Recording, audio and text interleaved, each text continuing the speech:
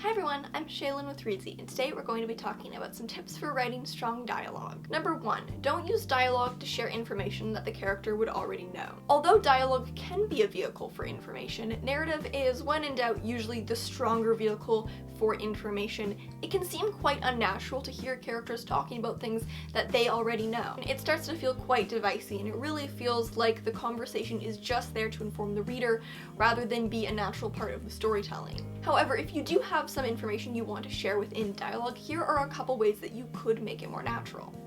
First of all would be to make use of emotion. For example, if your characters are really angry and shouting at each other, or upset and confessing something. You also want to spread it out in smaller bits so that it doesn't feel like the conversation is just there to provide information. You can give characters reasons to correct each other. For example, let's say you're writing a book that's set in a lab and there's some information you want to share about the experiment that's going on. One character might be a new lab tech who doesn't really know what's going on, and they might mess up and make a mistake, so the other character has to correct them. And finally, give the characters reasons for sharing this information that fit with their motives.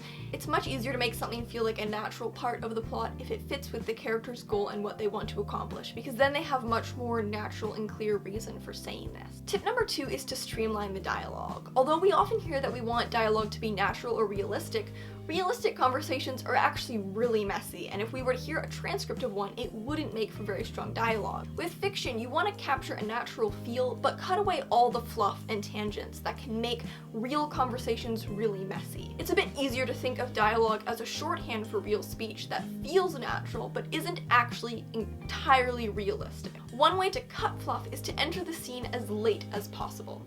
This way you get any unnecessary beginning to the conversation out of the way, and you don't really allow yourself room to indulge in it, and you get right to the point. Step 3 is to pace your dialogue with action. The balance between narrative and dialogue will really affect how the dialogue is read, because it will affect how quickly we read it. If there's barely any action or narrative between the lines of dialogue, it will read at a really quick pace. But if there's a lot of narrative surrounding the dialogue, it will read much more slowly and a bit more calmly. Therefore, based on what the pace of your scene is and how you want the dialogue to read, you can change that pace by adding more or adding less narrative and action. Number 4 is to use simple dialogue tags. We may have all been taught "said is dead" growing up, or at least I know I was always taught "said is dead" growing up, but "said" is definitely not dead. "Said" is, in most cases, the preferable dialogue tag. The word "said" functions more as a form of punctuation rather than a word.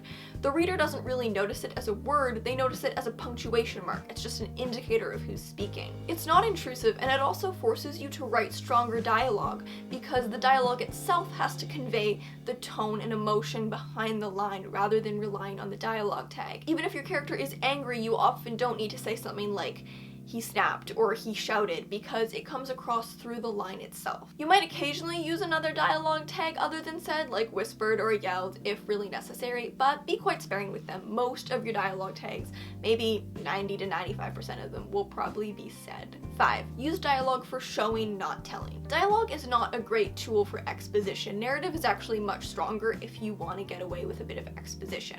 It's much better to use dialogue as a tool for showing the state of a relationship or a character or a situation rather than telling information. How a character talks and how they talk to other characters says a great deal about who they are and their relationship with this person. It's actually the primary way that we interact with secondary characters because we don't have their internal narrative. You can use dialogue to reveal so much about a character's motivations, goals, relationships, personality, just through what they say and how they say it, without ever really explaining anything. And finally, cut out unnecessary dialogue. Although dialogue usually reads at a quicker pace than narrative, boring dialogue does not. A lot of writers can be afraid of having their characters say interesting things because we kind of worry that it's not realistic, but people actually say interesting things all the time.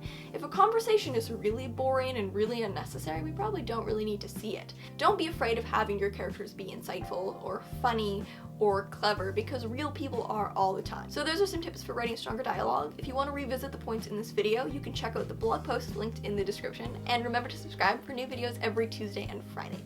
See you next time. Bye.